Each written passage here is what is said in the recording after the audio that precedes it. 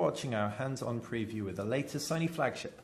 The Xperia Z follows the Xperia S and the Xperia T, but adds a whole host of features to the mix to make it a much better handset, the strongest Sony have ever released, without a doubt. The reason for this is you've got a 5-inch Full HD display and the phone is weatherproofed. It's the only weatherproofed flagship device on the market right now, so it's really impressive.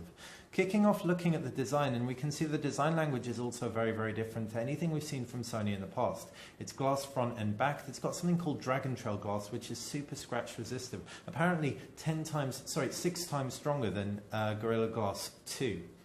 Well, you can also expect to see no buttons or ports on the front of the device. You've just got on-screen buttons, which is really cohesive with Android. On the right-hand side is where all the buttons lie, and that's a power button and a volume rocker. The power button situated halfway down, making it really nice and easy to press. As we can see, really nice and simple.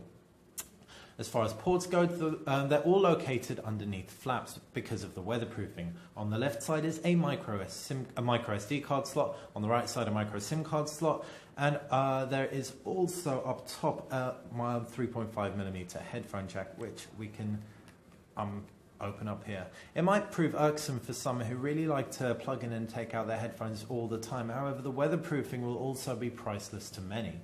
Looking around the back, and we can see a 13-megapixel rear-facing camera with an LED flash. Moving on to the screen, and this is a 1080p display with a PPI of 443. That's incredible. If we focus in on here, you should be able to see the screen quality. It's just immense. Text looks really sharp. Colors are really nice and vibrant as well. The reason for this is Sony have included their mobile Bravia engine too. This ensures that everything is just super punchy, but they've also got something called optic contrast. Optic contrast ensures LCDs with the tech have deeper, darker blacks in order to be more competitive with the likes of AMOLED displays from Samsung. The Sony Xperia Z screen also feels very nice and comfortable. Thanks to this very slight bezeling and the 7.9mm thinness of the device, it doesn't actually feel unwieldy, and you can see it sits in our hands relatively well, especially when we compare it to something like the Note 2. On top of the screen, we can also expect a fantastic camera. The 13-megapixel sensor is new Sony RS sensor. We haven't put it through its paces, but we can certainly say that Sony have thoroughly improved the user interface of the device. If we can see, we're in something called Intelligent Auto mode right now, or Superior Auto. We also have normal, burst mode, picture effect, scene selection, sweep panorama, front camera, and video camera. If we take a jump into video camera, we can also see HDR video, which ensures we get a higher tonal range in our video, which is really impressive. You can see the difference immediately right there. Do you see how much that improves the shot? Amazing. Right, hopefully when we get this in for review, we'll really give you a full rundown of how that performs. Jumping out of the camera, and we can take a look at the user interface of the phone, and it's got Jelly Bean, Android 4.1, so it's not the newest version of Jelly Bean, which is a bit of a shame, but we can still expect a very competent performing device, and the reason for that is Sony have updated their user interface. There's still the familiar widgets that we've come to know and love from Sony phones of old, which have been a highlight for us.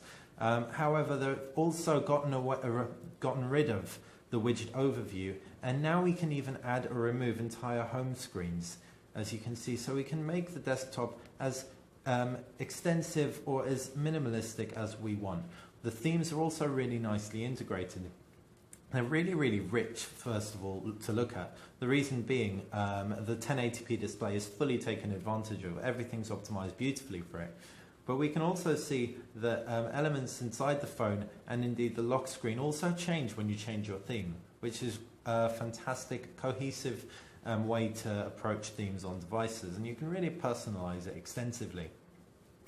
You can install the full range of Android apps from the Google Play Store, and there are a host of apps that Sony include on board. Perhaps our favorite is the new Stamina app, or at least Stamina mode.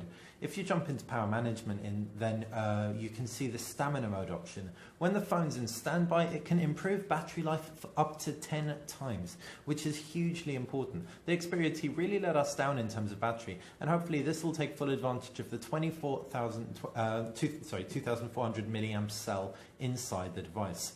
Talking about specs, and there's 2 GB of RAM and a 1.5 GHz quad-core Qualcomm Snapdragon S4 Pro processor in there as well.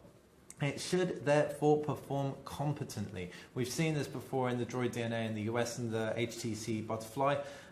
So we're really looking forward to getting this really put through its paces in our review.